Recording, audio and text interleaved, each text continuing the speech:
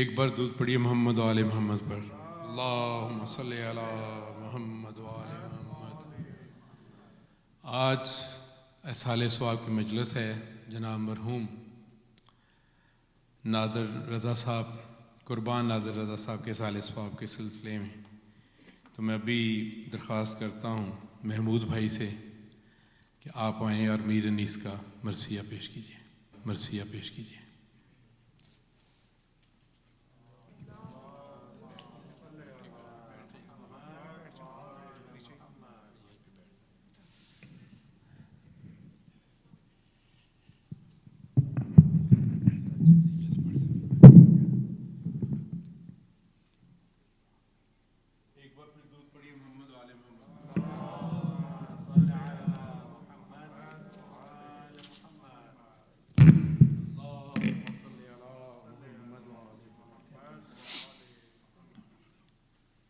السلام علیکم. میں نے آج تک کسی محفل میں انیس کا مرثیہ نہیں پیش کیا. یہ پہلی دفعہ. میں آپ کا بہت بہت شکریہ کتاب لا کے دینے کا. میں سٹارٹ سے لوں گا. یہ ہے ان کی پہلا ہے مجلس اور شیعوں کے متعلق. فرماتے ہیں کہ مجلس کا زہ نور خوشا محفل عالی، حیدر کے محبوں سے کوئی جا نہیں خالی. عاشق ہیں سب اس کے جو ہے کونین کا والی، اسنا اشری پنجتنی شیعہ غالی. ششدر نہ ہو کیوں چرخ عجب جلوہ گری ہے، یہ بزم عزا آج ستاروں سے بھری ہے. کیا اوج ہے کیا رتبہ ہے اس بزم عزا کا، غل عرش سے ہے فرش تلک صلی اللہ کا.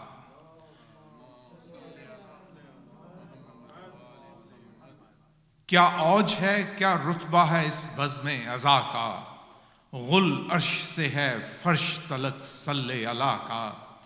مشتاق ہے فردوس برین یاں کی فضا کا، پانی میں بھی یاں کے ہے مزہ آب بقا کا. دربار معلا ہے ولی ابن ولی کا، جاری ہے یہ سب فیض حسین ابن علی کا. مہلت جو اجل دے تو غنیمت اسے جانو، مہلت جو اجل دے تو غنیمت اسے جانو. آمادہ ہو رونے پہ سعادت اسے جانو، آنسو نکل آئیں تو عبادت اسے جانو. ایذا ہو جو محفل میں تو راحت اسے جانو.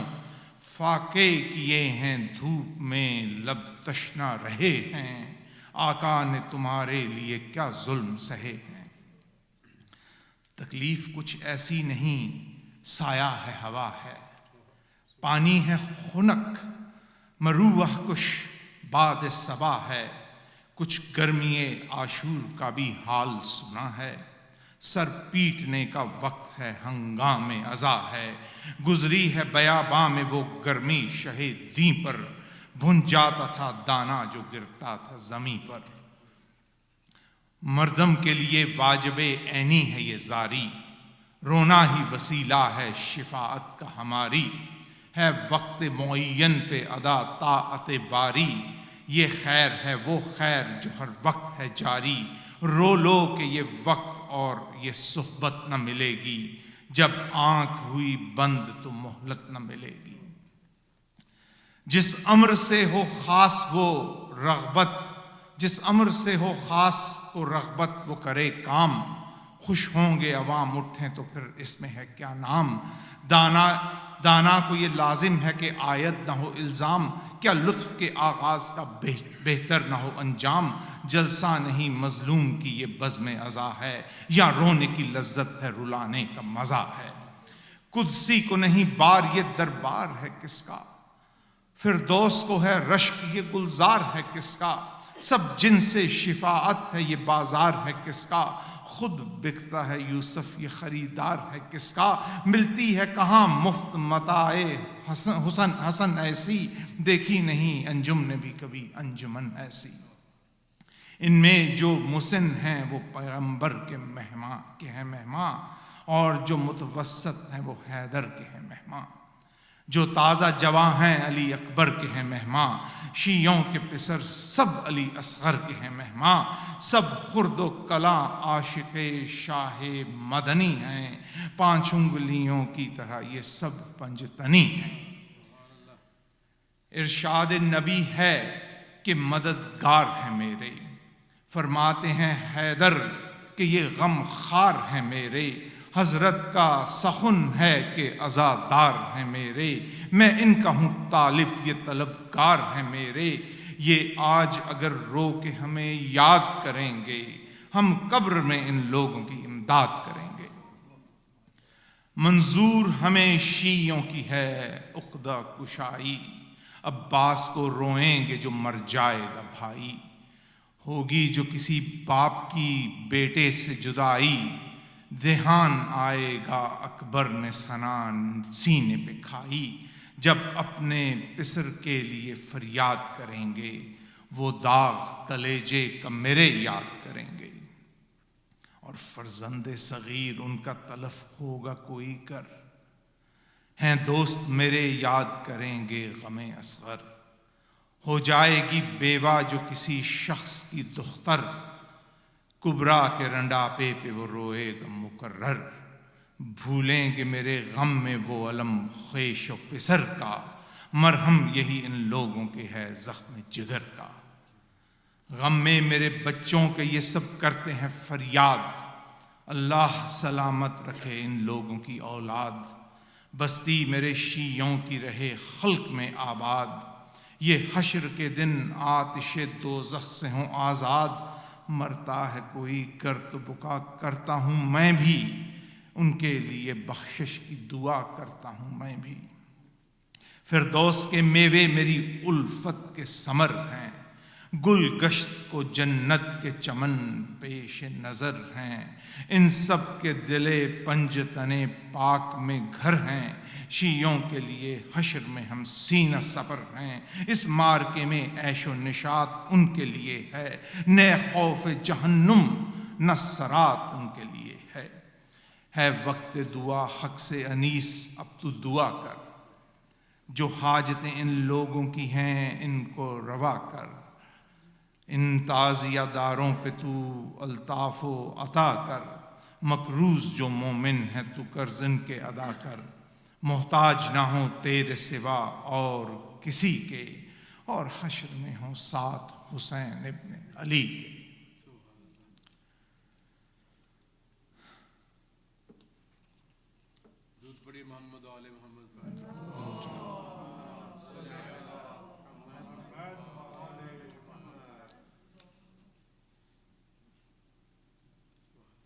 پیش کروں صبح عاشور، میر انیس کا کلام۔ جب رات عبادت میں بسر کی شہ دین نے، سجدوں میں مہم عشق کی سر کی شہ دین نے، دیکھا جو سپیدی کو سحر کی شہ دین نے، مڑ کے رخ اکبر پہ نظر کی شہ دین نے، فرمایا سحر قتل کی ظاہر ہوئی بیٹا، لو اٹھ کے اذان دو کہ شب آخر ہوئی بیٹا، سجدوں سے نمازوں سے یہ رخصت کی سحر ہے، رونے کی تذلل کی عبادت کی سحر ہے، پیارے یہ سحر رنج و مصیبت کی سحر ہے، عاشور محرم ہے شہادت کی سحر ہے، لٹنے کا تباہی کا پریشانی کا دن ہے، اولاد پیمبر کی یہ قربانی کا دن ہے، وہ نور کا تڑکا وہ دم صبح کی سردی، جنگل میں گلوں کے کہیں سرخی کہیں زردی، بھولی ہوئی تھی وحشیوں کو دشت نوردی، تکبیریں تھیں بجتی وہاں صبح کی وردی، سامان تھا وہاں قتل امام دو جہاں کا، یہاں شور تھا گلدستہ زہرا میں اذاں کا، منہ ڈھانپے ہے رونے کے لیے چرخ پہ مہتاب، سر کھولے ہے خورشید فلک چشم پر آب، تاروں پہ بھی طاری ہے غم ایسا کہ نہیں تاب، سیاروں پہ ثابت ہے کہ راحت ہوئی نایاب، قتل پسر سید لولاک کا دن ہے، یہ خاتمہ پنجتن پاک کا دن ہے، نرگس ہے خیاباں میں کھڑی ششدر و حیراں، اس سوگ میں سنبل کے بھی ہیں بال پریشاں، ہر سرو ہے مثل علم آہ نمایاں، اور ملتے ہیں پتے کفے افسوس کو ہر آن، ماتم میں ہر ایک گل کا گریبان پھٹا ہے، فریاد ہے غنچوں کے چٹکنے کی صدا ہے۔ یہ کہہ کے بڑھے مرتا ہے پدر جس کا اسے دیتے ہیں پرسا، ہو گئے یتیموں پہ میرے قید کی ایذا، آزار میں عابد پہ ستم ہوئیں گے کیا کیا، لے جائیں گے تا شام اسے کانٹوں پہ عیدا، ایک حشر بپا تحت میں اور فوق میں ہوگا، بیڑی میں قدم ہوں گے گلا طوق میں ہوگا۔ یہ کہہ کے بڑے بہرے تیمم شہ صفدر، جنگل میں اذاں دینے لگے دل برے سرور، وہ صورت حسن اور وہ خوش الحانی اکبر، ہر شخص کو یاد آ گئی آواز پیمبر، ہر نخل کو ایک وجہ تھا اس ظلم کے بن میں، تھا بلبل حق گو کہ چہکتا تھا چمن میں۔ اکبر کی صدا سن کے زینب یہ پکاری، تا حشر رہے خلق میں آواز تمہاری، قربان مؤذن کہ نمازی کہ میں واری، قائم یہ جماعت رہے یہ حضرت باری، ہر شام یوں ہی طاعت معبود ادا ہو، ہر صبح کو اس دین کی ڈنکے صدا ہو۔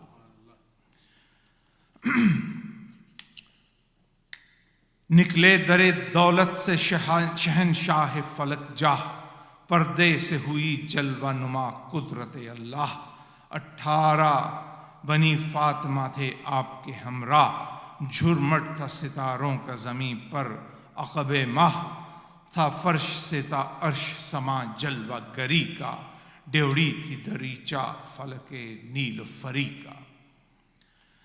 گھوڑے کو اڑاتے ہوئے پہنچے جو وہ صفدر، تھرا گیا مقتل میں ستم گاروں کا لشکر، ہر چند وہ 2 لاکھ جواں تھے یہ 72، تھا روب حق ایسا کہ صفیں ہو گئیں ابتر، اس فوج کا مالک پسر شاہ نجف تھا، کثرت تو ادھر تھی پر خدا ان کی طرف تھا۔ ناگاہ جفا کیشوں کی جانب سے چلے تیر، شہ کے رفقا ہو گئے سب دست بشمشیر، گھبرا کے بڑھے چند قدم حضرت شبیر، فرمایا کہ یہ کیا ظلم ہے اے فرقہ بے پیر، للہ کرو پاس رسول عربی کا، آخر میں نواسا ہوں تمہارے ہی نبی کا۔ مہماں کو لگاتا ہے کوئی تیر بتا دو، سرزد ہوئی ہے کون سی تقصیر بتا دو، کس امر پہ مجرم ہوا شبیر بتا دو، شبر رفع ہو کوئی ایسی تدبیر بتا دو، روئے گی اگر بنت نبی عرش ہلے گا، بربادی یہ سادات سے کیا تم کو ملے گا۔ کھانے کا نہ خواہاں ہوں نہ پانی کا طلبگار، کیا وجہ ہے جو تم سب ہو میرے در پہ آزار، یہ اس پہ تعدی جو بلا میں ہو گرفتار، حاجی بھی ہوں اور قبر نبی کا بھی ہوں زوار، ماتم ہے بپا آل رسول مدنی میں، پانی کو ترستا ہوں غریب الوطنی میں۔ یہ سن کے پکارا پسر سعد جفاکار، بے سود یہ تقریر ہے یا سید ابرار، بے سود یہ تقریر ہے یا سید ابرار، ہم حکم سے حاکم کے نہیں پھرنے کے زنہار، بیعت نہیں منظور تو پھر کھینچیے تلوار، جلادوں سے خواہان اما قبلہ دیں ہے، اس جنگ میں یا ہم نہیں یا آپ نہیں ہیں۔ حضرت نے کہا خیر خوشی جس میں تمہاری، کچھ جنگ سے فرزند پیمبر نہیں آری، ہاں بے کس و بے پر تو ہوں اے فرقہ ناری، پر لے گا میرے خون کا عوض حضرت باری، اللہ نے چاہا تو کبھی شاد نہ ہوگے، بستی کو میری لوٹ کے آباد نہ ہوگے۔ اعداد سے یہ کہہ کے جو پھرے سید خوشخو، تھرا گئی مظلومی حضرت پہ جفا جو، یوں تو نہ رہا دل پہ کسی شخص کا قابو، آنکھوں سے مگر ہر کے ٹپکنے لگے آنسو۔ منہ بھائی کا تکتا تھا کبھی گاہ پسر کو، بسمل کا جو عالم ہو وہ نقشہ تھا جگر کا۔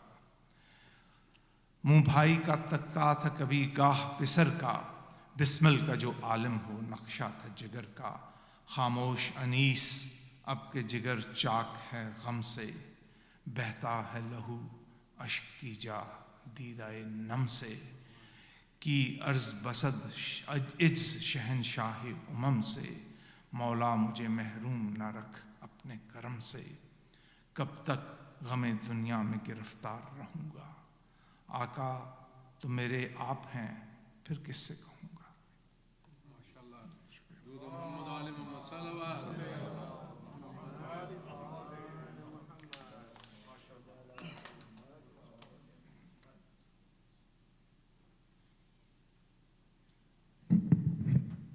ایک بار پھر درود پڑھ لیجیے محمد آل محمد پر۔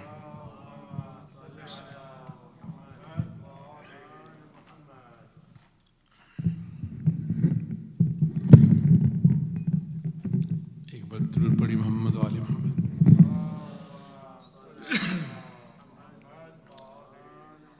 میں ایک منقبت پیش کر رہا ہوں امام حسین علیہ السلام کے اوپر لکھی گئی، اور ایک بار صلوات پڑھ دیجیے۔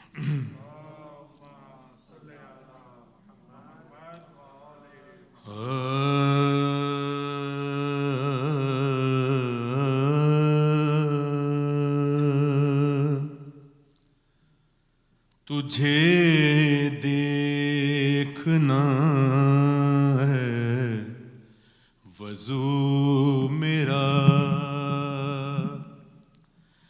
تجھے دیکھنا ہے وضو میرا، میرا عشق میری نماز ہے، تجھے دیکھنا ہے وضو میرا، تیرا عشق میری نماز ہے، تو ہی بخش دیتا ہے شاہیاں، تو بڑا غریب نواز ہے، تجھے دیکھنا ہے وضو میرا۔ درود پڑھیے محمد آل محمد۔ تو نبی کی پشت پہ ہو اگر تو نماز حق بھی رکی رہے، تو نبی کی پشت پہ ہو اگر تو نماز حق بھی رکی رہے، تو حسین ہے تو حسین ہے، تو نماز کی بھی نماز ہے، تجھے دیکھنا ہے وضو میرا۔ درود محمد آل محمد۔ تو ملک کو بخش دے بالوں پر، تو کسی کو بیٹے عطا کرے، تو ملک کو بخش دے بالوں پر تو کسی کو بیٹے عطا کرے، تیرے بچپن کی ضدوں پہ بھی پروردگار کو ناز ہے، تجھے دیکھنا ہے وضو میرا۔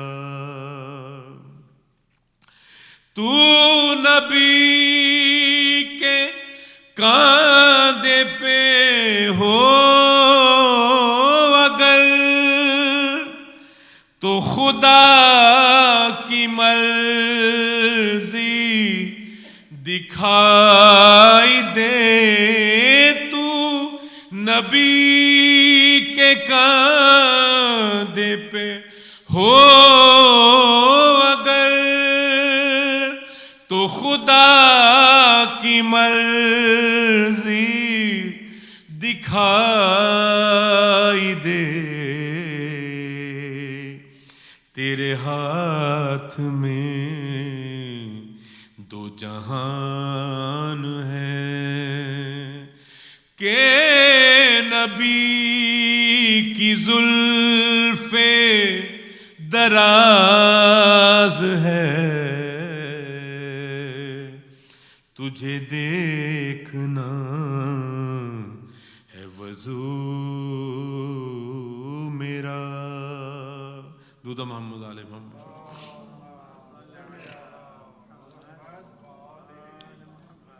پھر ایک بار دودھ پڑھی محمد علیہ محمد۔ مجرئی خلق میں ان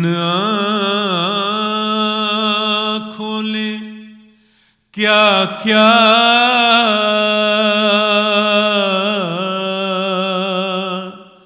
ہاں دیکھا،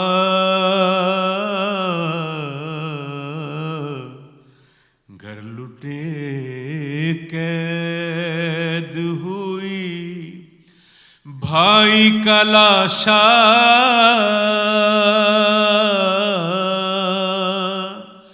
ہاں دیکھا،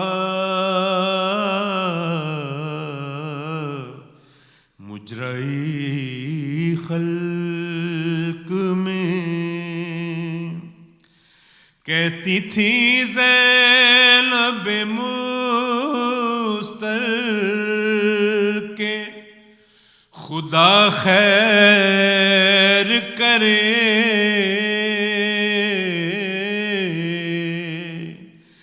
کہتی تھی زینب مستر کے خدا خیر کرے،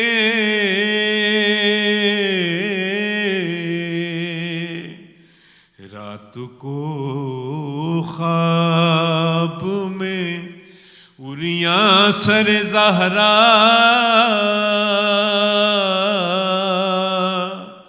ہاں دیکھا، مجرئی خلق میں گر پڑے سیبتے نبی تھام کے ہاتھوں سے جگر،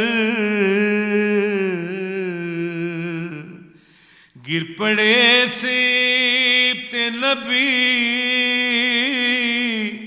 تھام کے ہاتھوں سے جگر،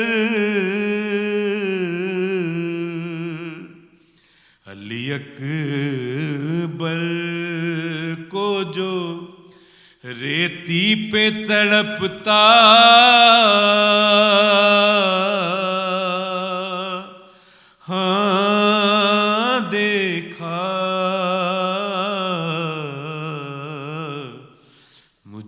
گئی خلق میں. ایک بار سورہ فاتحہ 3 بار کل شریف پڑھ کے مرحوم قربان نادر رضا صاحب ولد طفیل حسین صاحب کی مغفرت کے لیے پڑھ دیجیے. بسم اللہ الرحمن الرحیم. الحمد للہ رب العالمین.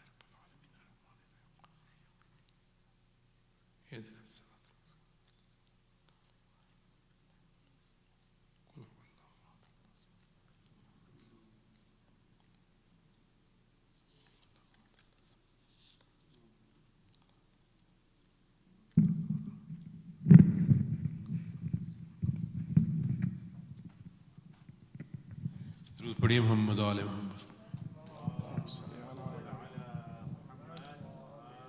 حق کا حقیقتاً مجھے حامل بنا دیا, حق کا حقیقتاً مجھے حامل بنا دیا, محفل میں مجھ کو رونق محفل بنا دیا.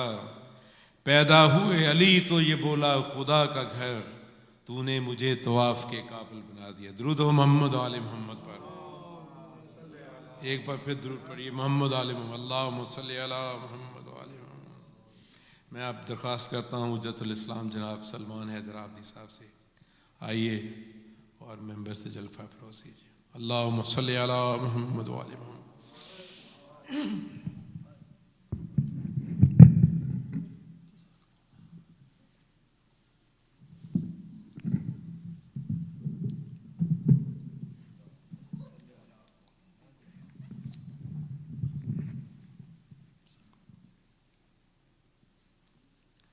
صلوات علی محمد و آل محمد.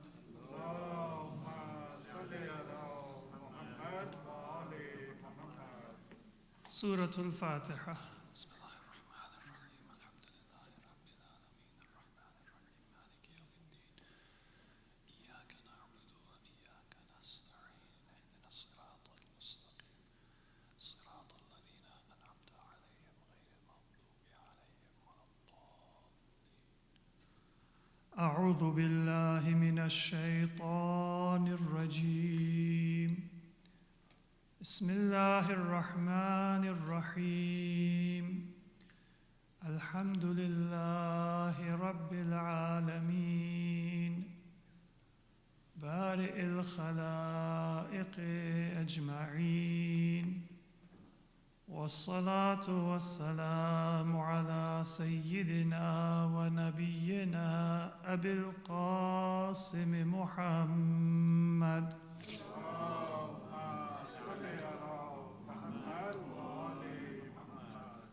وعلى أهل بيته الطيبين الطاهرين, ولعنة الله على أعدائهم إلى قيام يوم الدين.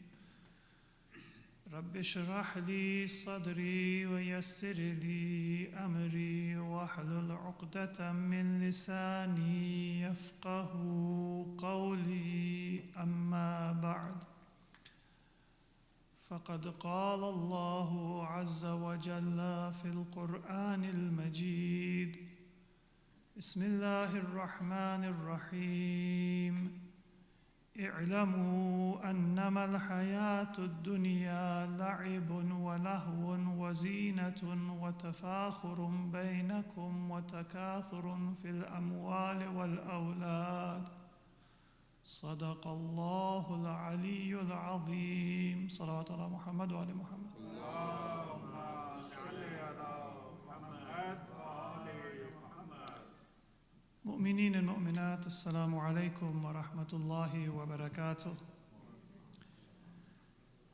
I will begin today's majlis by requesting all of us to recite Suratul Fatiha and to dedicate the reward and thawab of that recitation to the soul of our dearly beloved and departed marhum Qurban Nadir Raza. May Allah subhanahu wa ta'ala accept him in heavenly company of Muhammad wa Ali Muhammad alayhim as-salatu was-salam. Sallu ala Muhammad wa Ali Muhammad. Allahumma salli ala Muhammad wa Ali Muhammad. Fatiha. بسم الله الرحمن الرحيم. الحمد لله رب العالمين الرحمن الرحيم مالك يوم الدين إياك نعبد وإياك نستعين اهدنا الصراط المستقيم صراط الذين أنعمت عليهم غير المغضوب عليهم ولا الضالين صلوا على محمد وآل محمد.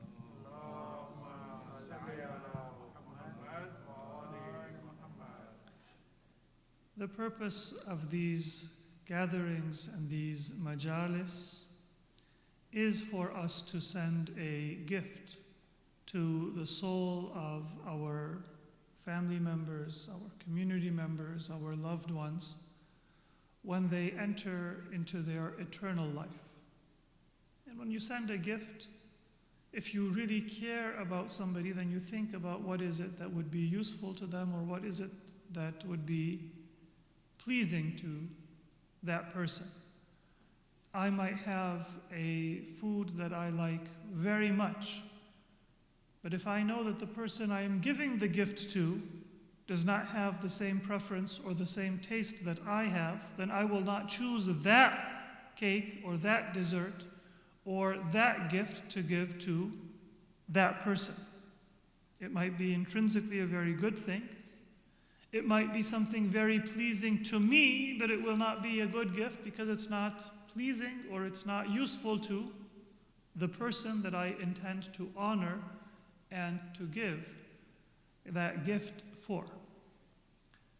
And so when we are giving a gift to those of our family members, those of our community members who are deceased, the very fact that certain gifts are ruled out is a reminder for those of us who are alive about what is truly important and what is less important in life. Because so long as a person is alive, you can give them a gift of something with material beauty, something with monetary value, a good experience, a good meal, anything that will be either useful for their life or that will be pleasurable for them. All of those different types of gifts are possible. But some things that you give, they're going to last for just a few moments. You give even the most fancy chocolate, and either that person is going to eat it, or that person is going to distribute it, or it will be saved and then eventually it will go bad. So either it's going to be used, consumed, and then it will come to an end, or it is going to go bad and then it will come to an end. Some things may last a little bit longer. You may give somebody a phone, a computer, an electronic device. They may use it for a number of years, not just for one meal, but still, eventually, it will be broken, or it will become old and unusable, or it will be lost, or at the very least, when a person dies, that material object will no longer be useful. The longest and the best gift that you can give in this world is something that will last for a number of years, and either the object or the memories will be there until a person dies, but then that will come to an end. So when we think of sending a gift for somebody who dies, the very first and the most important reminder for us is that everything of this world does die. Not just people, not just our loved ones and ourselves. That anything that we may devote our life to, anything that we may spend our time and our energy and our talent acquiring, enjoying, taking pride in, all of those things, they are also going to die. They will die for us when we leave this world, even if the object remains. And eventually, when this world comes to an end, their existence will also come to an end. Even the most solidly built home or garden or object in this world. The pyramids may be thousands of years old, but they are not eternal. The builders only enjoyed them for one lifetime. And humanity may enjoy them for many lifetimes, but it is still limited to the life of this material world. But a gift that can pass through this world to the hereafter is not a material gift, it is a spiritual gift. And this majlis is a reminder of the teachings of Islam. The teachings of a merciful Lord who created us and then guided us to know right from wrong. And He guided us with two messengers, an internal messenger and an external messenger. The internal messenger is our own conscience. And that internal messenger, that conscience, points us towards our Creator and points us towards the prophets that were sent by our Creator for our guidance. The first of whom was the first human being, Adam alayhi salatu wassalam, and the seal and the final of whom was our Prophet Muhammad Mustafa sallallahu alayhi wa alihi. When we remember and we remind ourselves of their teachings, that becomes not a material gift, but a spiritual gift. And that lasts for the person that we dedicate it to, but it also lasts for us, so long as our soul is alive. And so let us remember that we should not dedicate ourselves to the limited life of this world, but rather to the eternal life of the hereafter. If it's not worth giving as a gift to a loved one, it's also not worth dedicating our existence to in our lives. Because just as they could not take it with them, you know that in some cultures they even bury certain symbolic or real things in graves. They would sometimes bury their loved ones with fancy clothes, with gold jewelry, with gems, with other marks of their rank in life or their grandeur, maybe their ring, their seal, their sword, their crown, something to show that they had power. Does that mean that those things were able to now go with the dead person and bring them honor in the hereafter? The only thing it means is that you're more likely to have your grave robbed. In history, that's the only effect of burying those valuables with a person. It doesn't bring any benefit, but it can bring, and it did bring, harm. Those graves were often dishonored and robbed and destroyed because of those valuables that were buried with the person. So nothing can go. And if something can't go with my loved ones, if something cannot go with my grandparents and with my parents, then what makes me any different that I would take something from this life to the hereafter?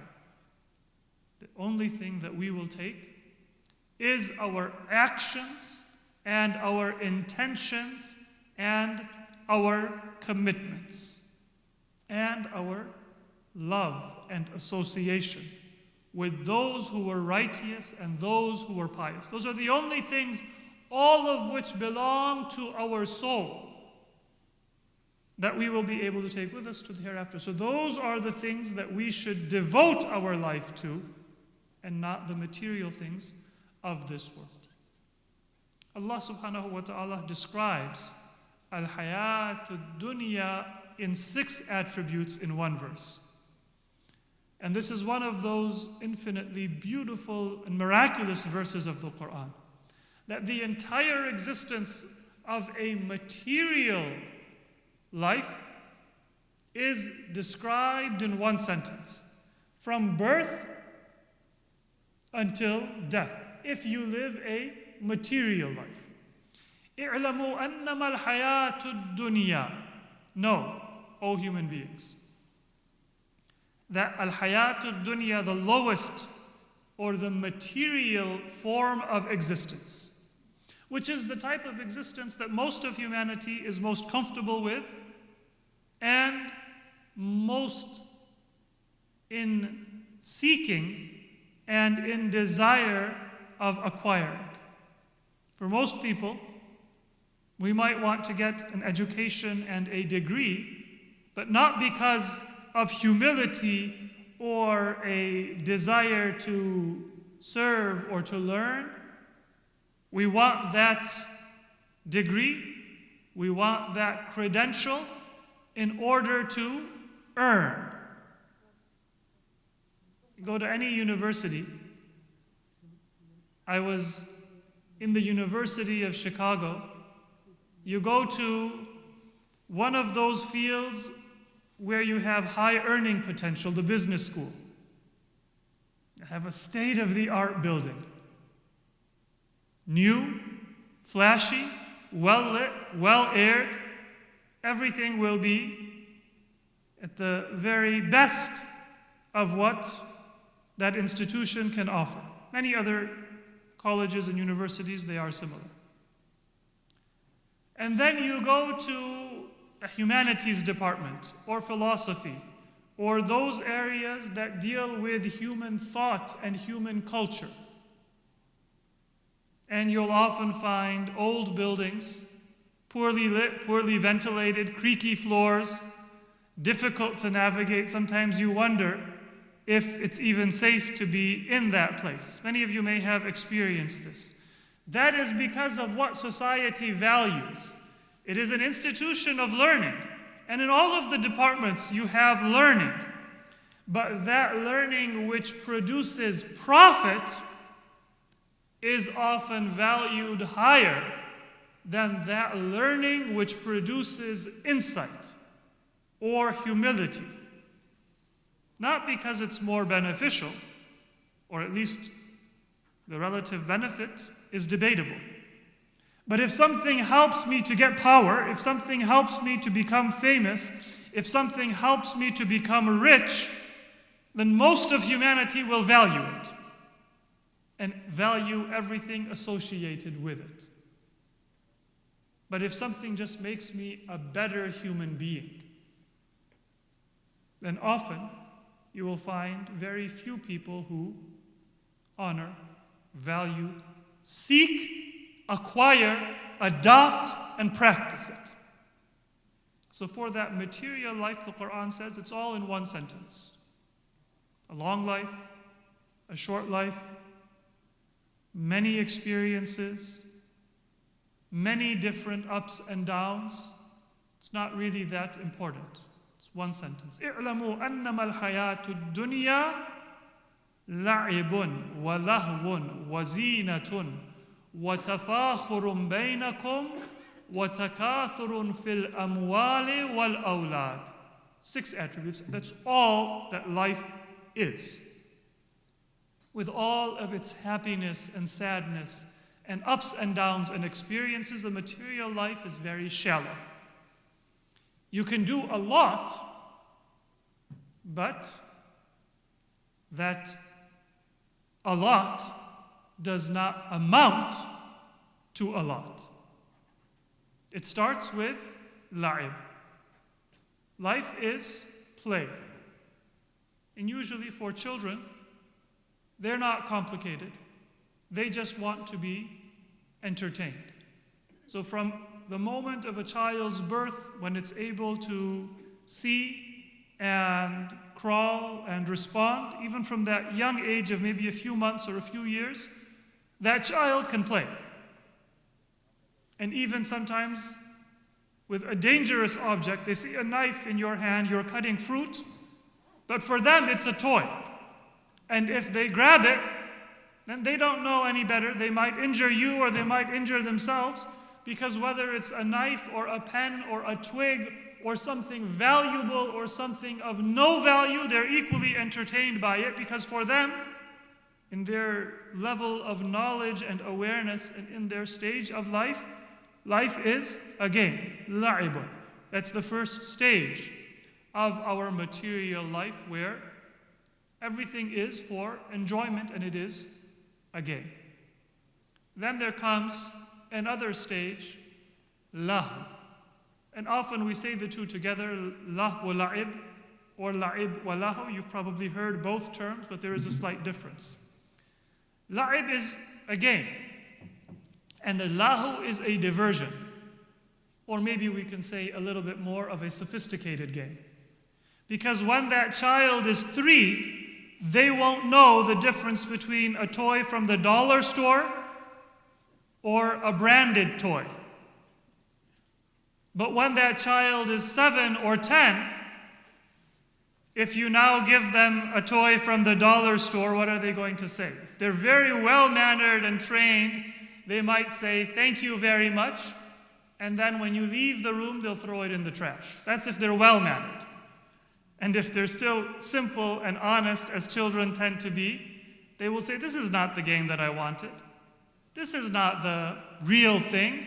This is just a cheap knockoff." That's not bad. That's the next stage of life.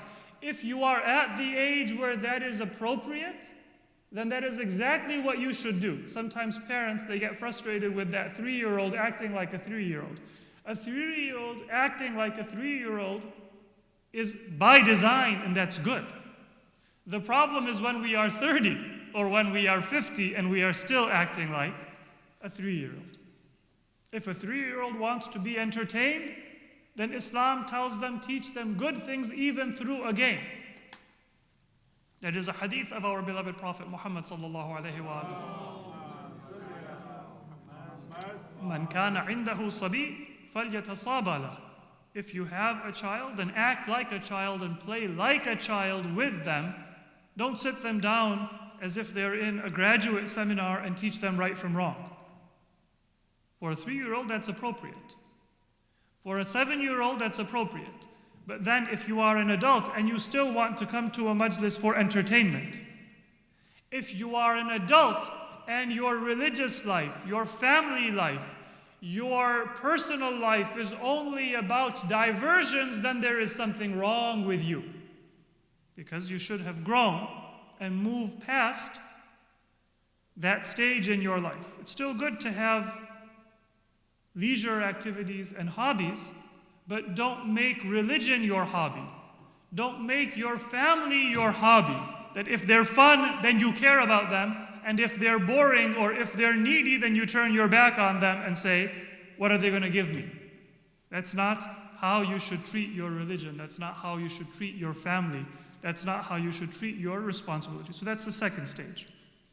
Inshallah, I will keep just a brief tafsir of this verse and a few remarks about the teachings of the Prophet and Ahlul Bayt alayhimu salatu wassalam, and then conclude the majlis. Sallu ala Muhammad wa ala Muhammad. So la'ib is the first stage. Lahu is the second stage. It is a diversion. You get distracted. And then, this is very common when a person is maybe a teenager, they're talking with their friends, and you call them, you promise to be home by 5. Where are you? It's 7. I didn't realize where the time went. You're playing a game, you're talking, you're having fun, and you don't realize where, not just the minutes, but where even the hours went. And sometimes you don't even realize where the days went. So that is a diversion. And when you are interested in something, then you're not caring about impressing people. You just want to have fun in that diversion. But then there comes a stage where you move to the third stage, which is zinatun. You then have a desire to adorn yourself, to impress. And that comes with adulthood, with the beginning of youth and adulthood. Now I want to get a fancy clothing, car, style.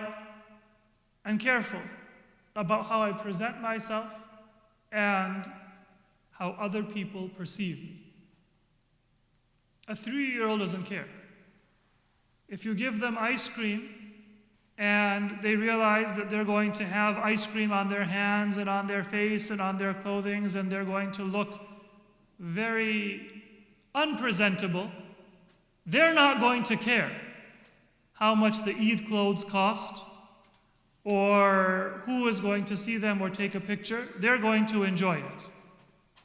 But then there comes a time when we avoid certain foods because of how it's going to make us look, even if we enjoy them. So that is the stage of zinatun. And then related to zina is to adorn ourselves, sometimes only for our own self-image. But then the fourth stage is وَتَفَاخُرٌ بَيْنَكُمْ. We also impress in order to leave an impression on others. We adorn ourselves not just for ourselves, but because I want other people to say that I look good. And so sometimes you might have experienced this. I might be very happy with what I have done until somebody else does it better. And all of a sudden I feel like a nobody. What has changed? I got a good grade. I was happy with my grade. I was happy with my effort. And then my classmate or my friend got 3 points more than I did. And all of a sudden I feel like a failure. Now, if there is fastabiqul khairat, I realize, oh, it is possible to do better. Let me try harder next time. I thought that the very best a person could do was to get the grade I got, and now I realize that somebody has gone ahead, and so I set a higher target for myself. Maybe I ask that person, what is your technique so I can learn? That's not bad. The Quran encourages us to compete in what is good. But if I feel less because somebody else wore the same clothing that I wore, or somebody else wore it better, or did it better, or accomplished more, then that is a reminder that it was not sincerity and it was not a worthy thing that I was doing in the first place. If it's going to be damaged by envy or by jealousy or by what somebody else did, it was tafakhur, it was not something worthwhile. And so I need to change my intention. But that is a stage of life. And at a certain stage in life, it's natural for us to compete. Maybe not compete for anything intrinsically valuable, but just to be number one. It might be a video game.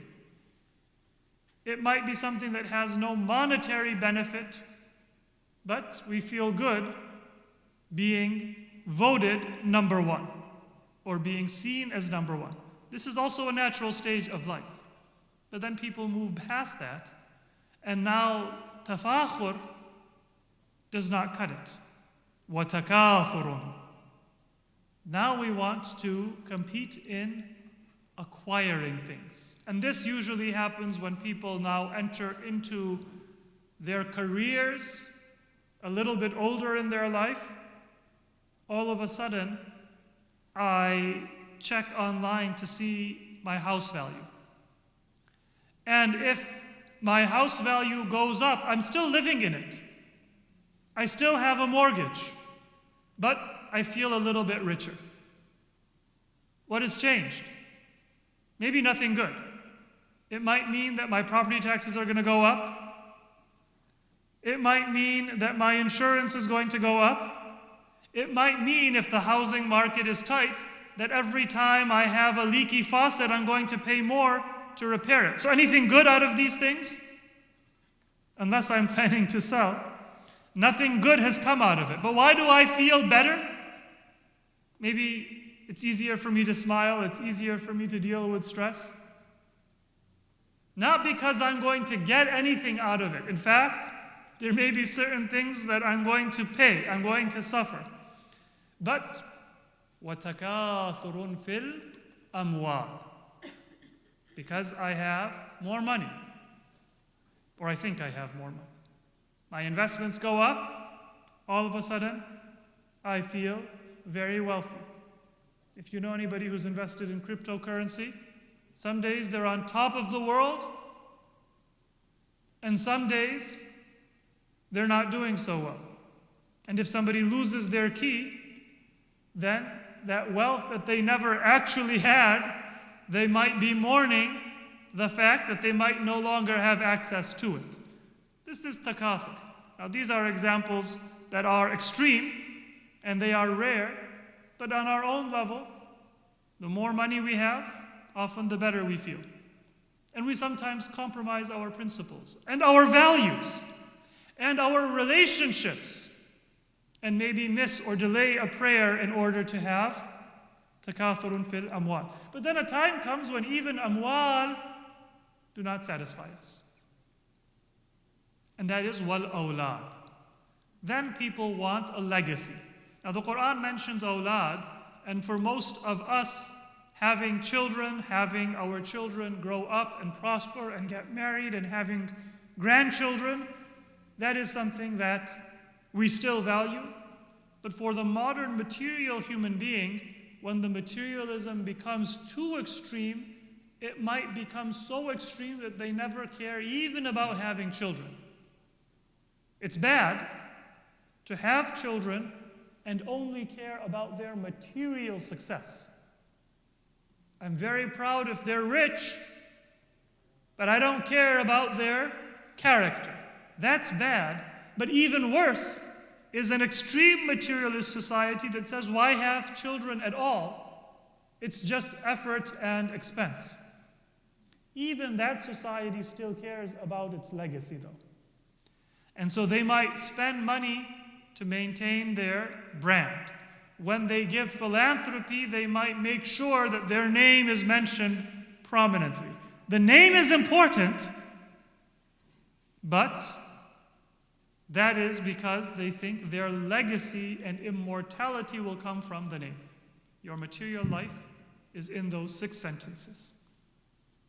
From birth until death.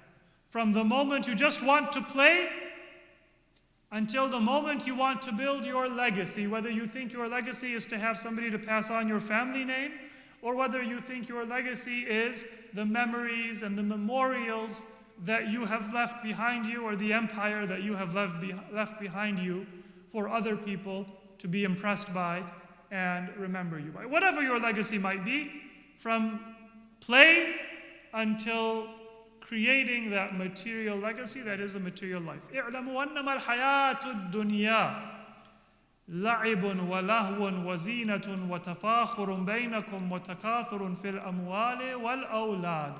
That is it.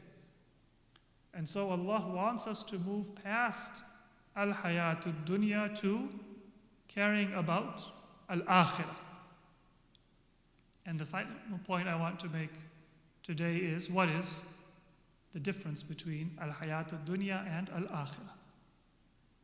Is it something that we need to not do what people do?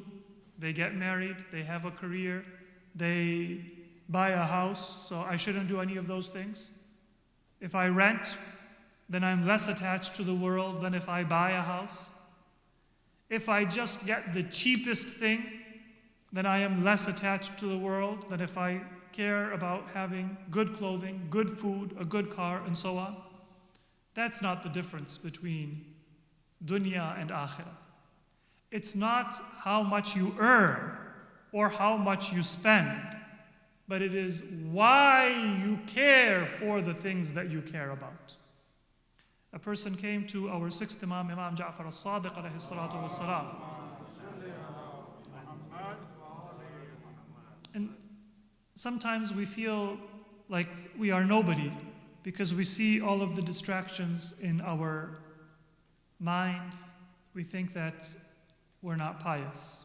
So he came to the 6th Imam and he said, "O grandson of the Messenger of Allah, Wallahi inna lanuhibbu ad-dunya wa nuhibbu an nu'taha." We love this dunya, what can I do? And the Imam knew who he was talking to. So he said, تُحِبُّ أَن تَصْنَعَ بِهَا مَاذَا? Why do you love this world? What is it about this world that you love? The person says, أَعُودُ بِهَا عَلَى نَفْسِي وَعِيَالِي. I want to take care of myself, so I'm not begging, I'm not in need of anybody else. Then I'll take care of my family. He said, myself first. So you take care of your food, your clothing, your entertainment, your needs. I'll take care of my family. وَأَصِلُ بِهَا وَأَتَصَدَّقْ. And then I will give gifts to my fellow believers, family members. I will give sadaqah, meaning anything I give in the way of Allah, to a needy person, to a worthy cause. وَأَحِجُّ وَأَعْتَمِرْ. I will go for Hajj, I will go for Umrah, I will do all of these things that a believer does when they have the ability to do them.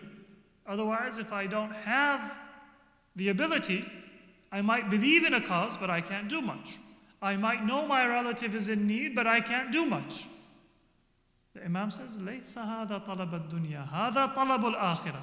All of these things that you have described, this is not dunya, this is akhirah. If you want to be wealthy so you can take care of yourself and your family and do good deeds and go for Hajj and Umrah and Ziyarah and do things that are worthy of a human being, then your desire to get the education and to get a good job and to advance in your career and to have all of those good things is akhirah, it is not dunya. And that is the spirituality of Islam.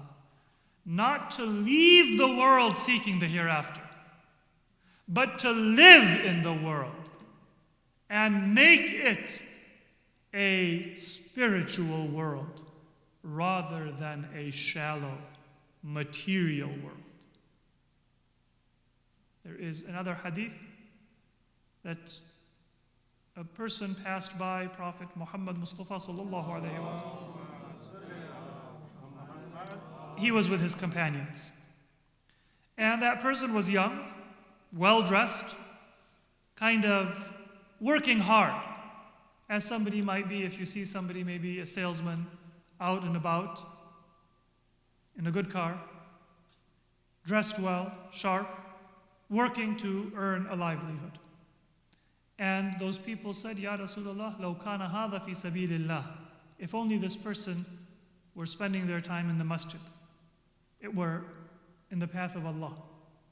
Because many people think that this is contradictory to spirituality, to be professional and work well and earn well. And the Prophet said that how do you know whether this is sabilullah or sabilul shaitan? You can't tell by the outward aspect. If this person has young children, they want to take care of their children, that is sabilullah. If they have elderly parents and they want to take care of their elderly parents, that is sabilullah. If they want to take care of their own needs and not be a burden on others, that is sabilullah. The only thing that will make it sabilul shaitan in kharaja riya'an wa mufakharatan. If he came to show off to other people and to brag to other people that I'm richer than you are, that is sabilul shaitan. But if he did it for anything that is a religious and a worthy cause, that is sabilullah. So the difference between dunya and akhirah is not only in what you do, but it is in why you do it. And that is the lesson that we learn from Ahlul Bayt alayhimus salatu wassalam.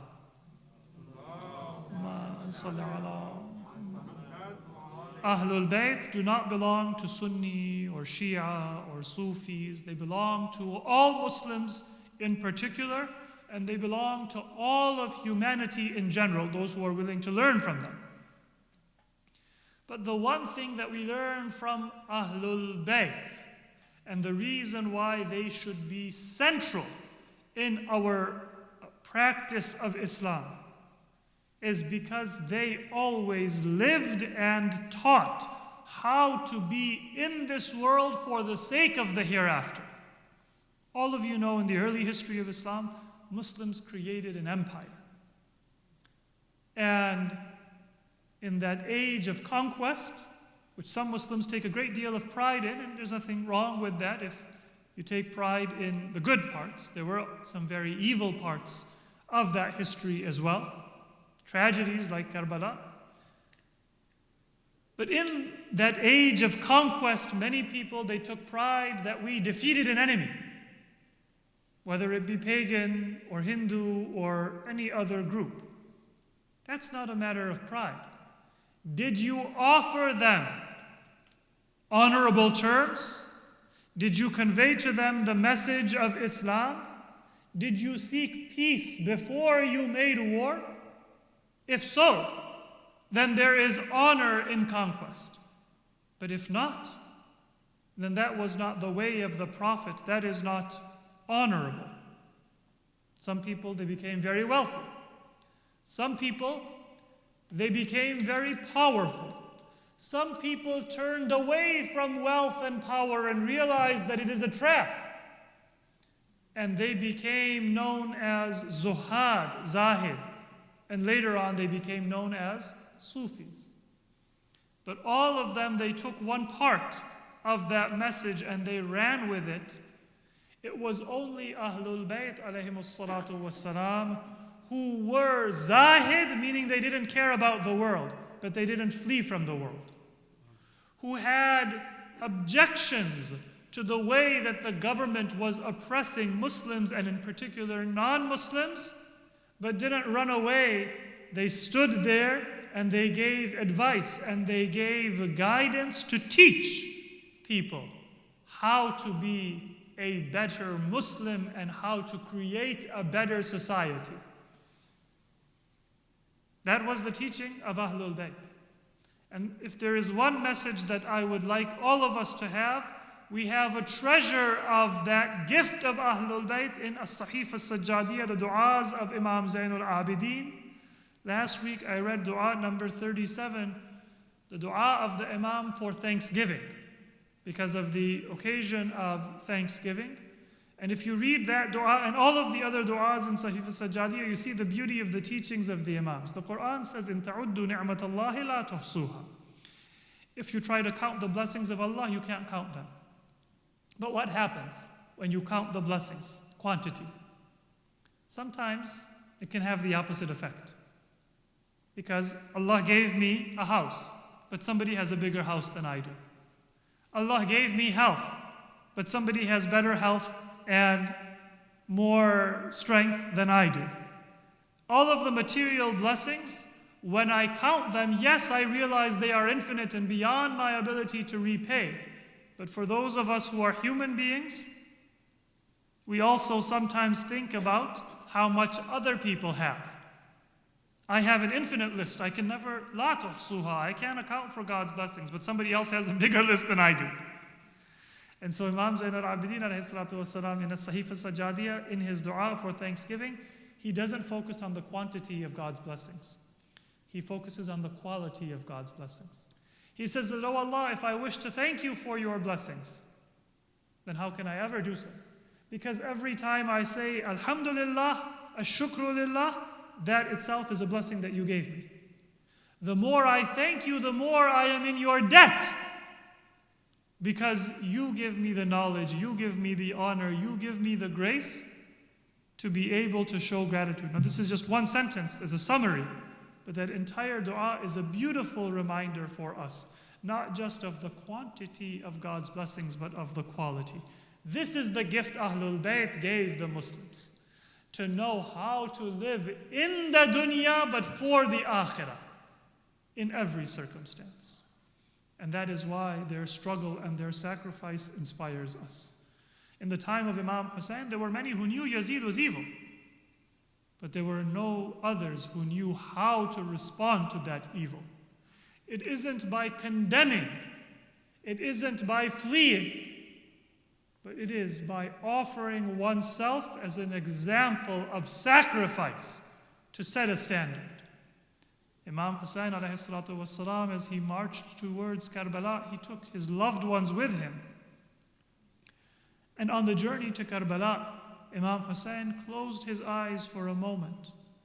And when he opened his eyes, he said, "Inna lillah wa inna ilayhi raji'un." We are to Allah, we belong to Allah, and to Allah we shall return. His son Ali al-Akbar was with him at that moment. And he said, "Oh, my father, why did you say these words which are said at times of tragedy?" And Imam Hussein said, "When I closed my eyes, I heard a heavenly voice saying that this caravan, the caravan of the family of Prophet Muhammad sallallahu alaihi wasallam, is marching, and death is galloping towards them. And I contemplated what it will be like when these young children, these innocent faces, the family of the Prophet whom all Muslims are to hold dear, when death marches into our caravan, what will become of them?" And Ali al-Akbar said, "O my father, أَوَلَسْنَا عَلَى الْحَقِّ? Are we not on the right path?" And Imam Hussein said, "Bala, yes, O my son, we are on the path of righteousness." And Ali al-Akbar said that, "O father, it doesn't matter to us. If we are marching towards death, or if death is galloping towards us, death is haqq. As long as we are on the straight path and the right path, we have no fear." And in reality, Ali al-Akbar was telling the Imam on behalf of Ahlul Bayt that we are ready for that struggle and that sacrifice. And that is how Imam Hussein found them on the day of Ashura. We heard very eloquent words describing that morning of Ashura, just a few sentences that remind us of the tragedy of Karbala. It is the day of farewells. And first of all, Imam Hussein bids farewell to his companions, those who were not forced by Yazid into a battle. And on the eve of Ashura, Imam Hussein said to them that you can go. Yazid does not want your death. But they said that where will we go if we abandon our Imam, if we abandon the grandson of our Prophet? If there is to be battle, then we will be the first to offer our sacrifice. On the day of Ashura, after they were martyred, Imam Hussein bid farewell to them and said to them that, "Oh, you heroes who gave your lives for Islam, I testify that you are in paradise, and your Imam is now following in your footsteps." Then the Imam bid farewell to his own family members, Lady Zainab, Lady Sakina, those members of the household of the Prophet. And then there is a farewell between father and son. Imam Hussein came into the tent of his son, Imam Zainul Abidin, who was sick with fever and was unconscious for much of the battle. So when the Imam put his hand on his shoulder and awoke him, it was as if Imam Zainul Abidin was seeing his elderly father after many years. And maybe Imam Zainul Abidin said, "Oh father, how long have I been unconscious that I see now your face is wrinkled, your back is bent, your hair is white. How have you aged so much? How long was I asleep?" And maybe Imam Hussein alayhi salam would have answered that, "Oh my son, the light of my eyes left me when Ali Akbar was martyred. My back was broken when my brother Abbas fell by the Euphrates River. Oh my son, when I held the young son, your brother Ali Asghar, in my arms, and the enemy martyred him, that is when the life was leaving my body. The will to live was now leaving my existence." Imam Zainul Abidin, he turned to his aunt Zainab. He said that this is my father, but he is the Imam of the Muslims. I may be weak, but it is my duty to defend, to protect, to honor his relationship to Rasulullah. He is the source of blessings for the Ummah. Oh, my aunt Zainab, bring me a staff and bring me a sword. And Imam Hussein said that, "Oh, my son, you too shall do jihad." but your struggle will be without a sword. Your struggle will be not in the battlefield, but you will stand alone in front of thousands of enemies, just as your father stood alone in front of thousands of soldiers. I will stand in front of the army of Yazid, and you will stand in the court of Yazid, and you will defend the honor of Islam and preserve the teachings of Islam in that court of the tyrant Yazid. Inna lillahi wa inna ilayhi raji'un. We ask Allah subhanahu wa ta'ala to accept this remembrance of the teachings of Islam and the sufferings of Ahlul Bayt on our behalf. May Allah keep us always connected to the teachings of Muhammad wa Ali Muhammad alayhimu salatu wassalam. Let us conclude once again by reciting Suratul Fatiha for Marhum Qurban Radha Nadir and for all of your own marhumin as well. Bismillahir Rahmanir Rahim. Alhamdulillahi Rabbil Alameen. Ar-Rahmanir Rahim. مالك يوم الدين إياك نعبد وإياك نستعين اهدنا الصراط المستقيم صراط الذين أنعمت عليهم غير المغضوب عليهم ولا الضالين اللهم صل على محمد وآل محمد.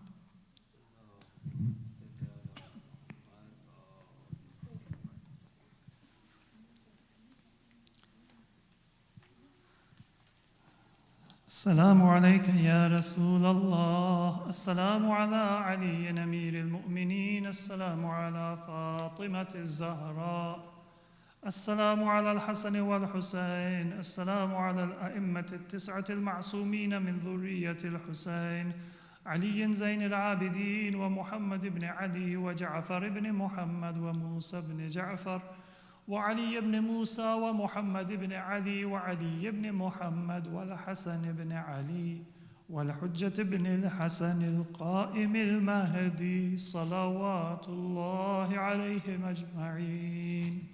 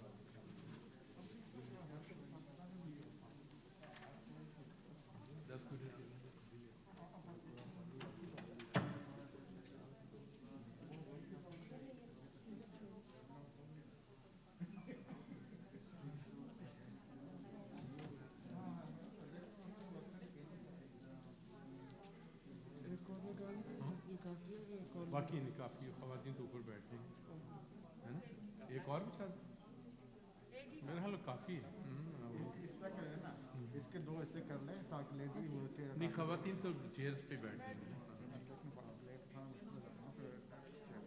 तो वो इधर तो नहीं अच्छा तो ये बस आइए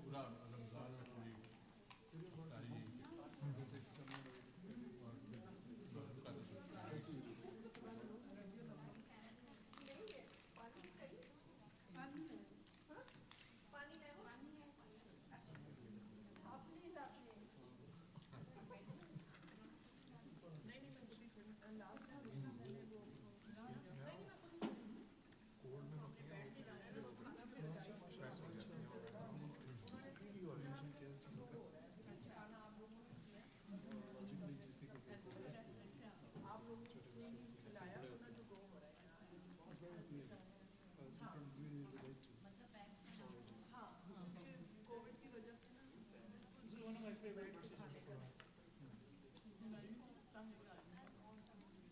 Normally we're in one stage. We forget. 5 years ago, we don't realize 5 years from now we're going to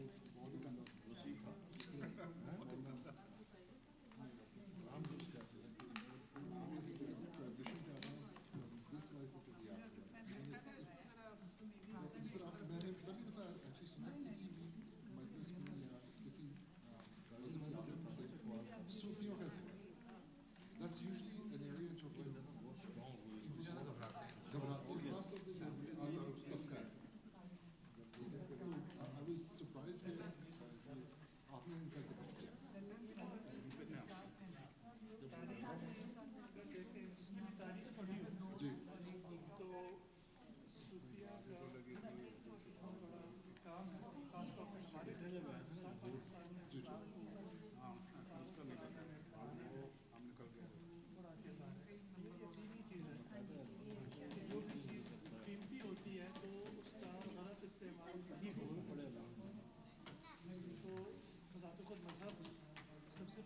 जिंदगी की मराहिल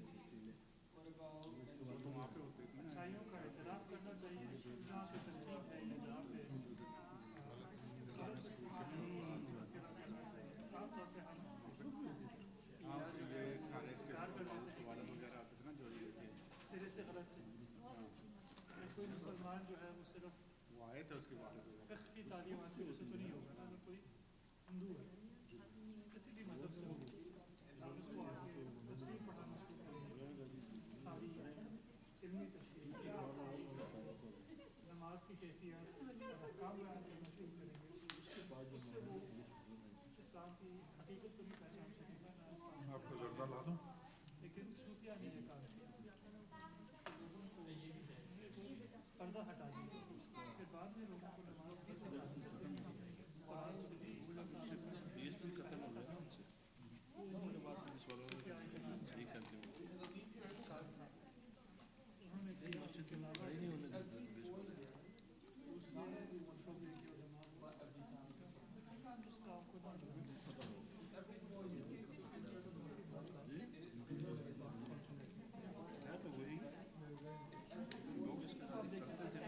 مذہب جو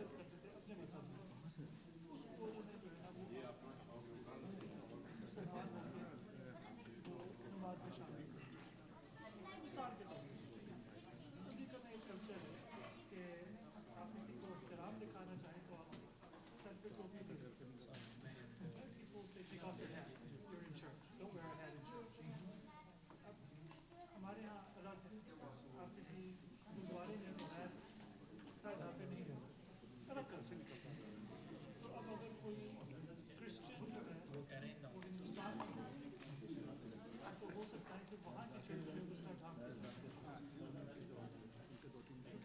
یہ کرسچینٹی کا حصہ تھا، اس کو نام کرسچینٹی کا حصہ وہاں پر وہ کلچر ہے احترام کے معنی میں یہاں احترام کا تقاضا یہ ہے کہ نہ ڈھانپ.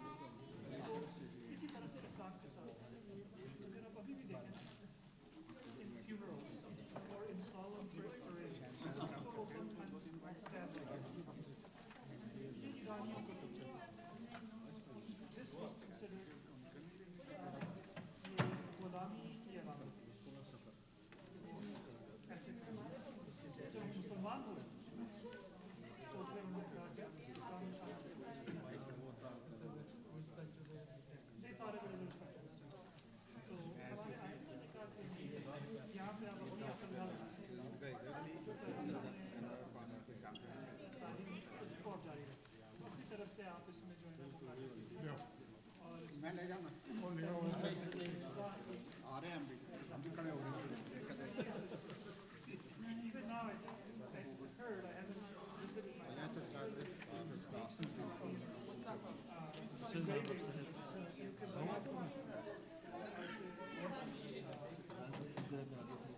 اللہ کی قوت سے اٹھتا ہوں بیٹھنے میں اللہ آپ کو اور قوت دے اور قوت دے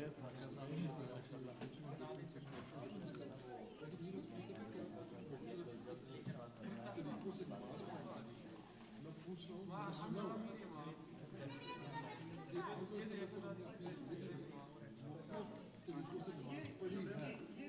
یہ ہے روایت اس کی تاریخ ہے کہ کیا مختلف طریقوں سے پڑھی تاکہ ڈائیورسٹی ہو یا کیونکہ ایک حکم کا نسخ ہوتا تھا ایبروگیٹ ہوتا تھا اس حکم کو لاگو کیا جاتا تھا اور نیا حکم آتا تھا. تو یہ ایک الگ بحث ہے. روایتیں ضرور ہیں کہ پیغمبر نے کھول کے بھی نماز پڑھی ہے. لیکن ایک چیز ذہن میں رکھنا ہے کہ اگر آپ نے کبھی گاؤں کا ماحول دیکھا ہو ہندوستان پاکستان میں تو وہاں پہ لوگوں کو زبان کا اندازہ نہیں ہوتا. مثال کے طور پر اب اگر رسم ہے وہاں پہ اگر آپ بوڑھیاں سے پوچھیں کہ آپ لوگ یہ کب سے کریں عالم کے زمانے سے بلکہ اس سے بھی پہلے سے یہ نہیں پتہ ہوگا کہ 90 سال پرانی رسم یا 200 سال پرانی رسم.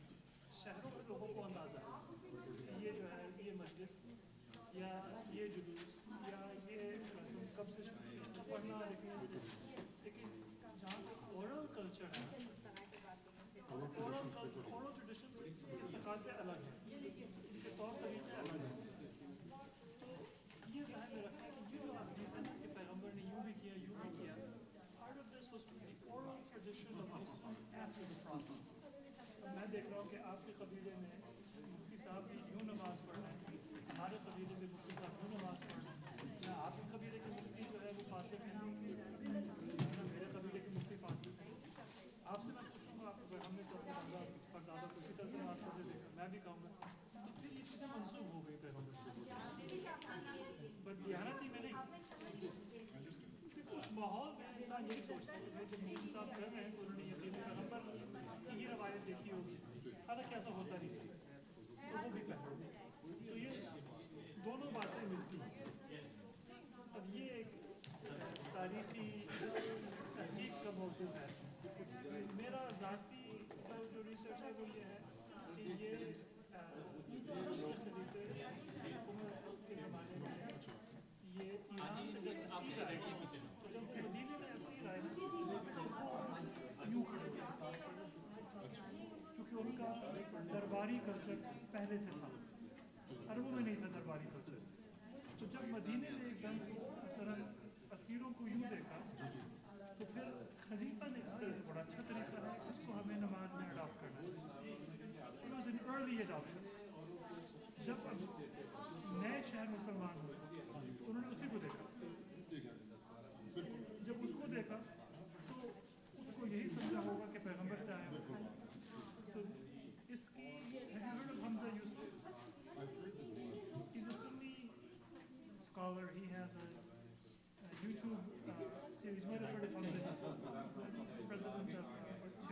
Fortuna College in California. Very good speaker. But he has a 2-part series on YouTube on, because Maliki Sunnis also play with the hands of openers, जो Maliki है. अब हो रही है कि चूँकि सुन्नी दुनिया में मालिकी कम है और हनफी वहाबी और स्कूल्स की ज़्यादा है, तो खुद मालिकी पीयर प्रेशर एहसास कर रहे हैं. अब मालिकियों ने भी यूँ पढ़ना शुरू कर दिया, जो कि इनको टोका डाला तो तुम शिया तो नहीं, जो कि उस माहौल में शिया डालिए तो हालांकि वो सुन्नी होते हैं, मेन स्ट्रीम सुन्नी, लेकिन इस खौफ से कि हमें शिया ना कहा जाए तो बहुत से ने हाथ बांधना शुरू किया. तो उसमें हमजा यूसुफ ने पूरी तकरीर की, तो उसमें उन्होंने ये जिक्र किया कि ये कहाँ से शुरू हुआ, और ये उनका ये कहना था कि भाई जब अहले बैत सब हाथ खोल के नमाज़ पढ़ते थे एक, और मक्का और मदीना यानी हिजाज के अहले सुन्नत में इमाम मालिक, इमाम शाफी की एक जो हिजाज से थे वो भी हाथ खोल के पढ़ते थे. सिर्फ इराक़ और शाम में हाथ बांध के पढ़ी जाती है. हिजाज में न शिया न सुन्नी कोई भी हाथ बांधता नहीं. तो ये करीना है, यानी ये एक सबूत है कि ये पैगंबर से नहीं है, ये उन कल्चर से है. क्योंकि अगर पैगंबर का होता, जिस तरह से आपने जिक्र किया, तो रिवायत है कि पैगंबर तो मदीने में कोई तो उसको याद रखता, मक्के में कोई तो उसको याद रखता, लेकिन मदीने में, मक्के में या हिजाज में किसी तारीख में नहीं मिलता कि वहाँ के मकामी लोगों ने हाथ बांध के नमाज पढ़ी. ये जो सही सिद्धा है उससे जी, आपको ये काफ़ी हद तक आपको मुसन्नफ इब्न अबी शैबा और मुसन्नफ अब्दुल रज़्ज़ाक़ में मिलेगा. कुछ ये सहाय सिक्का जो है ना, they were written in the 3rd century. तो 1st century और 2nd century की जो सुन्नत की हदीस की किताबें हैं ना, उनका नाम ज़्यादातर था सेकेंड, 1st नहीं 2nd century, उनके नाम थे मुसन्नफ. दो मशहूर मुसन्नफ हैं, अब्दुल रज़्ज़ाक़ और इब्न अबी शैबा, जो अभी तक 10-12 जिल्दों में मौजूद है. ये बुखारी, मुस्लिम, तिरमिज़ी के असातिज़ा थे, यानी उनसे एक नस्ल या 1.5 नस्ल पहले थे, अब्दुल रज़्ज़ाक़ सनानी और इब्न अबी शैबा. चूँकि ये हमारे शियों में भी है कि जब अगली किताब लिखी जाती है और वो आपके ज़्यादा मुसन्नफ नहीं होता था, 10-12 जिल्दी किताब होती थी, ऑर्गेनाइज नहीं, उसमें बहुत सी चीज़ें होती हैं जो तारीख में मिलती हैं, लेकिन मेन स्ट्रीम पर ऑकवर्ड सी होती है. यानी हमारा भी जब ये नहीं, ये रिवायत तो हमारे यहाँ की तरह है, तो सिहा वो बनी जो उन्हीं मसलन 15,000 हदीसों में से या 20,000 हदीसों में से 4,000 हदीस को चुना जाए.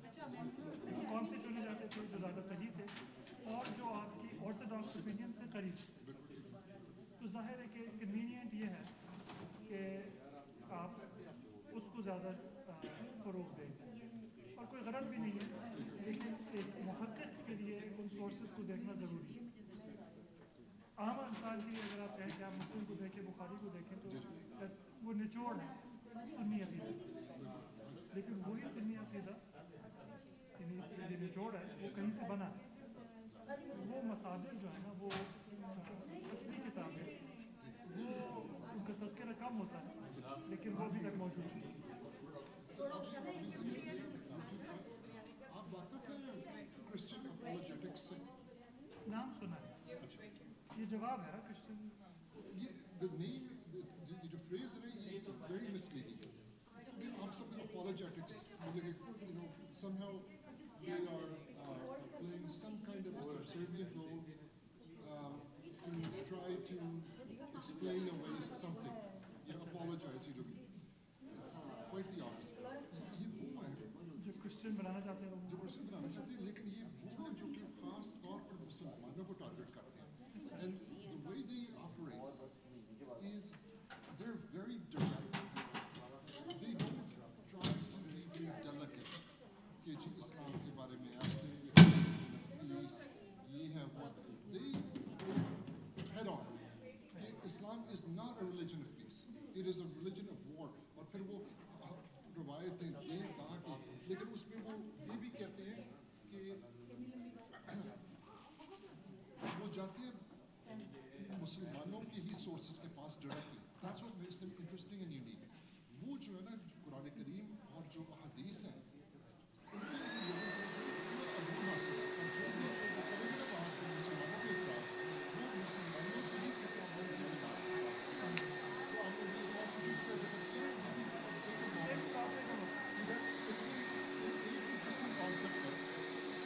intention is just bring it up, उसमें से एक जो है ना उसने ये दावा किया कि मुसलमान जो है ना ये जो मक्का was Muslims have distorted their history. ये मशहूर नजरिया है ठीक है कि वो जॉर्डन में कचरा था और but here's the interesting thing. इन्होंने ये जो किया है इन्होंने एक मैं नाम भूल रहा हूँ एक कंपैरेटिव रिलीजन्स का पेज किया पिछले साल 2 और ये उभरा नाम मैं भूल गया इन्होंने जो मिडिल ईस्ट की के जो इलाका है उसके जो मसाजिद है ना they have taken scientific measurements कि ये किस तरफ चलता है मक्का की तरफ नहीं है according to them ठीक है ये बात सही है ठीक है तो I found that very fascinating जो आपने कटरा का मुझे तो 2 घंटे की वो सुननी पड़ी तो फिगर आउट कि ये कौन सा क्या है जो मौलवी लोग कर रहे हैं ना वो आज के नक्शों को देख के करते हैं बात यह है कि आपको उस ज़माने की जोग्राफिया और उस ज़माने की एस्ट्रोनॉमी को देखना है तो हो सकता है आज हमें पता है कि कितना यूँ है लेकिन अगर हम पुराने ज़माने की जोग्राफिया को देख रहे हैं तो लोग यहाँ पे कितना को देखते हैं देख calculation more and precise Are you thinking कि there's tectonic shifts? मिसाल में आपको जो रोमन कैलेंडर है Julian calendar was miscalculating solar year. Which is why the leap year Which is why इससे पहले Egyptian calendar was even more off. ये ज़माने से ये टेक्नोलॉजी बदली अगर आप उस ज़माने की टेक्नोलॉजी को देखें तो लोग इब्राही को खोजने की कोशिश कर रहे थे उनके पास वसाइल नहीं थे सैटेलाइट नहीं था GPS नहीं था वो सितारों से देखते थे खासतौर पर जो अरब आते थे बहुत बात है ना कि हारून के ज़माने में कानून के ज़माने में किताबें तर्जुमा हुई एस्ट्रोनॉम हुई मतलब रोमन के ज़माने में जो अरब जाते थे उनको गुजारिश है यहाँ से गुरूब हो रहा है ये मगरिब है उन्होंने बैठ कर कहा कि not really an issue इन्होंने आज कल के जदीद नक्शों को साबित करने की कोशिश की है लेकिन असल बात ये कि आप उस ज़माने के नक्शे निकालें उस ज़माने के लोग इस्तेमाल करते हैं उस ज़माने की जो बातें होती हैं आपको अपना काबा इन दिस वो बोलते हैं try to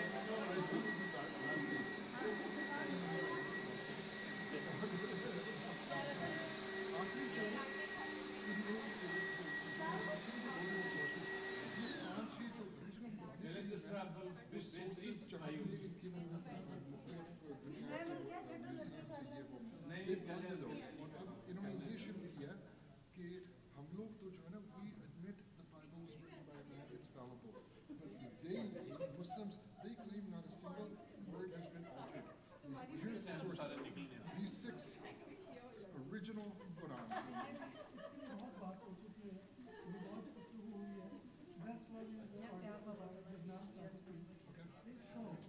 that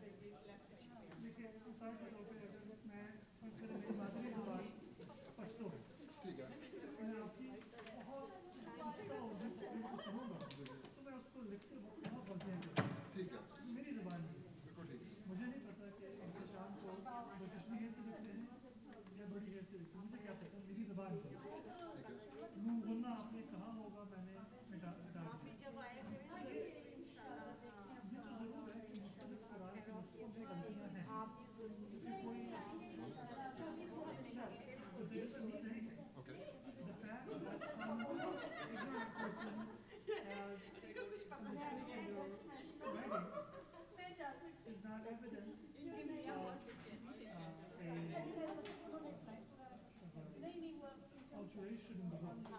So we have Sanaa manuscripts, which are the oldest manuscripts in existence. یہ جو ساری یہ فرانسیسی نسخوں کی بات کرتے ہیں تو بات کی ان سے پرانی سنہ manuscripts So you se bata rahe कि these are the original ones. Acha? یہ میں کہہ رہا تھا it's all in that paper. The oldest manuscripts are the Sanaa manuscripts. وہ ان تاریخوں سے مجھے نہیں یاد. They're carbon dated right to the right time.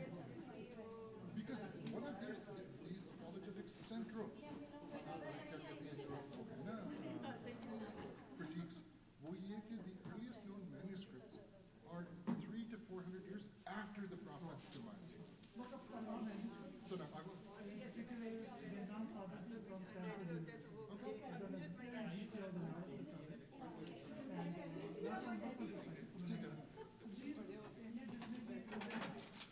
They're important for us to read to know how to respond, but they're not good faith. Kei Isai hote na wo, they really have a different perspective. Even if I disagree, sure, this is your view. Jordan میں تھا گویا وہ یہ کہہ رہا ہے کہ تمہاری ماں ہے لیکن میں آپ کو زیادہ جانتا ہوں. These are not good faith arguments. Nobody because what they have to do in order to make these academic arguments, they have to discount 1400 years of continuous Islamic scholarship and history.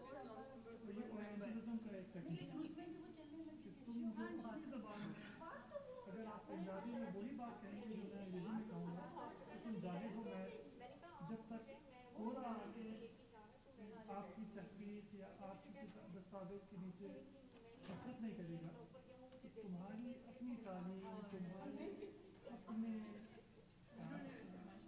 حافظے کی کوئی حیثیت نہیں ہے. Implicitly this is colonialism. ہماری مسلمانوں کی ایک تاریخ ہماری کروڑوں کتابیں لکھی گئی ہیں قرآن کے اوپر اس کی پریزرویشن کے اوپر ہر نسل میں کتنے حافظ تھے. سب سے بڑی دلیل یہ ہے کہ شیعہ سنی اموی علوی خوارج ایک دوسرے کے خون کے پیاسے تھے. یہ تو تاریخ میں کوئی انکار نہیں کر سکتا. ان سب پر قرآن ہے. خوارج کب امویوں کے ساتھ مل کے بیٹھے ہیں کہ کہیں کہ چلیں ہماری جنگ تو چلتی رہتی ہے, میں تجھے کافر سمجھتا ہوں تو مجھے کافر سمجھتا ہے, لیکن مل کے ہم اپنے قرآن کو ایک کر لیں تاکہ عیسائی آ کے ہمیں برا نہ کہیں. کبھی خوارج بیٹھے شیعوں کے ساتھ, امویوں کے ساتھ, عثمانیوں کے ساتھ, عثمانی عثمانہ کے طریقے. تو یہ تو پیغمبر کے اندر سال کے 20 سال بعد یہ فتنہ شروع ہو گیا تھا. تو وہ تو اللہ وہ الگ ہے. میں ویسے ہی میں خوارج کی بات کر رہا ہوں. تو جب وہ کبھی مل کے بیٹھے نہیں تو وہ کون سا فرشتہ آئے گا, کون سا جن آئے گا جنہوں نے سب کو ایک مل کے آپ خوارج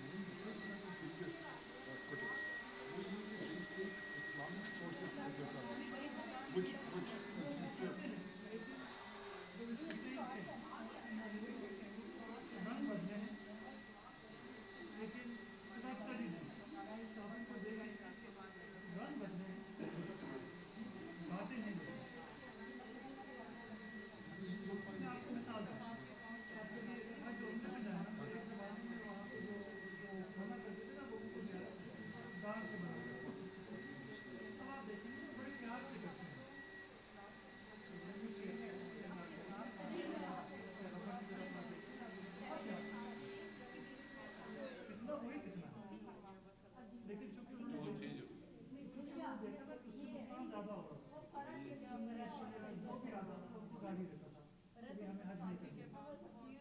तो अब उन्होंने उसी नजरिए के लिए गुंबद को तोड़ेंगे, कब्र को खराब करेंगे, कब्र को चली जाएंगे, तो हुई। लेकिन पहले बुधारी आ गई, आपको वहाँ से वजह से आप बुखार कर रहे हो, उसका मतलब ये नहीं है कि उनका कोई नजरिया बेहतर हो। अब वो नीची छुरी मौलाना ये चलो फिर भी अक्लमंदी है कि वो समझ गए कि जरा टेक्निक को बदलें। वो थोड़ा सा कितना और गंभीर सा हो गया।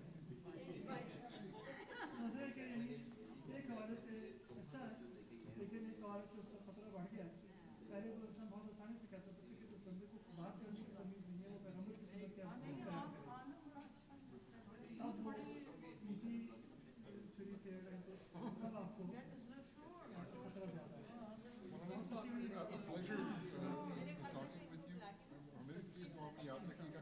मैं बड़े अरसे बाद I've gotten engaged with कोई किसी आलम या मौलाना के साथ ना, क्योंकि आपकी जो प्रेजेंटेशन थी मुझे बहुत अच्छी इस तरह से लगी कि you presented a balanced opinion. जिस तरह अभी आपने कहा कि हाँ रवायतें हैं, then you shared your opinion which I respect. हमारे जो मारे जाते हैं लोग जी, वो मेरे दादा ने ये कहा था, बस वो ऐसे अड़े रहते हैं. So it's a pleasure meeting you. बहुत खुशी हुई सर, मुलाकात होगी।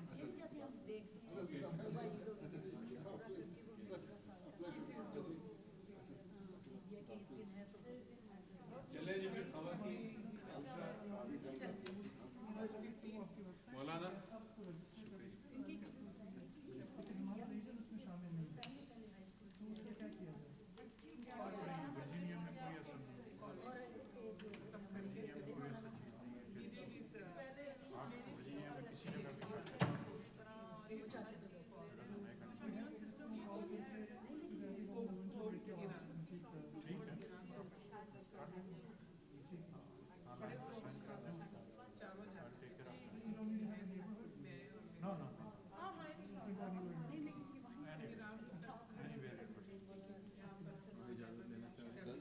बहुत बहुत बहुत मेहरबानी, बस खास हो जाता कि आपसे अपना टेक्स्ट में भी लिखा था कि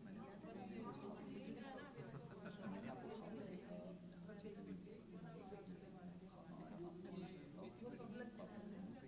और आपने देखा कि मैंने आज रात बहुत अलग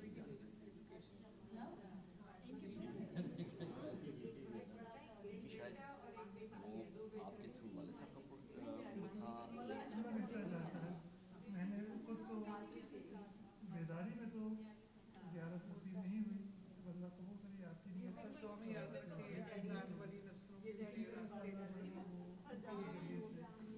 सबसे बड़ी तो आप वही मैं कह रहा था कि आपसे दोस्ती करने को दिल कर रहा है, सख्त किस्म की, तो ये करता कि ये दफ़ा हो जाए, फिर घर में बैठ के आपके साथ एक दिन महफिल ले जाएंगे इंशाअल्लाह। आपको भी बुला लूँगा और सारे दोस्त सिर्फ बैठ के सीखी भी तो वगैरह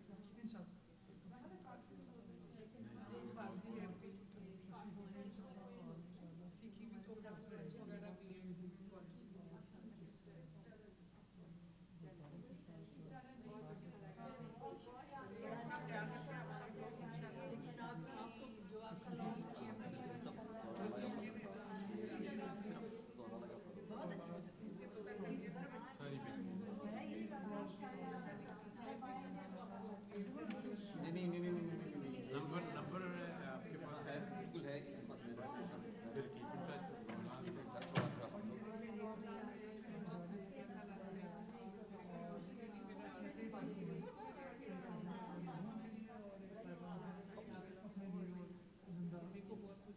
नहीं, आपने आज जो आपने